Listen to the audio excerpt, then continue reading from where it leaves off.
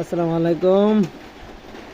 আজকে গতকালকে ভ্যাকসিন দিয়েছিলাম, তো ভ্যাকসিনের কারণে শরীরে ব্যথা করতে পারে অথবা বাচ্চা একটু নার্ভাস ফিল করতে পারে।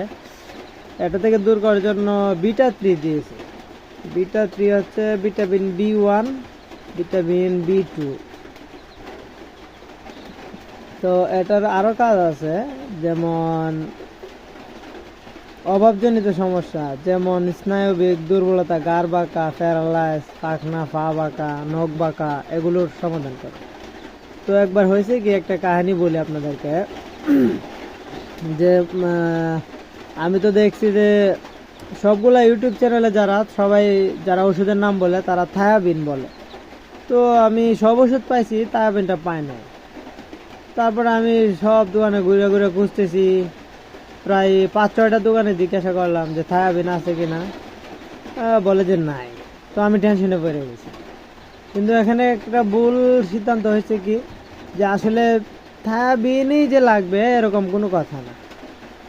যেমন বিটা 3 আর থায়াবিন একই কাজ করে, ঠিক আছে, অথবা একই জাতীয় ওষুধ।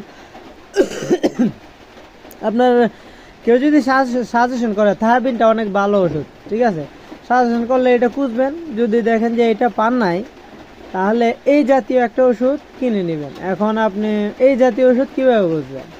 ডাক্তারকে জিজ্ঞাসা করলে বলে থায়াবিন এটা কী জাতীয়, এই জাতীয় আরেকটা দিয়ে দেন, আরেক কোম্পানি, তাইলে দিয়ে দিবে। আর যদি বুঝেন যে না আমি নিজেই যাচাই বাছাই করে নেবো, তাহলে আপনি ওই যে ChatGPT আছে না, এখানে জিজ্ঞাসা করবেন যে থায়াবিন, এই মুরগির ওষুধ থায়াবিন এটা কি জাতীয় ওষুধ, এখানে লেখা চলে আসবে। তারপরে লেখা চলে আসলে ওইটা পড়বেন, পড়ার পরে আবার প্রশ্ন করবেন এই জাতীয় অন্য কোম্পানির কী ওষুধ আছে, তখন তারা আরও নাম দিয়ে দিবে। তো এগুলো দেখে আপনি নিয়ে আসতে পারেন।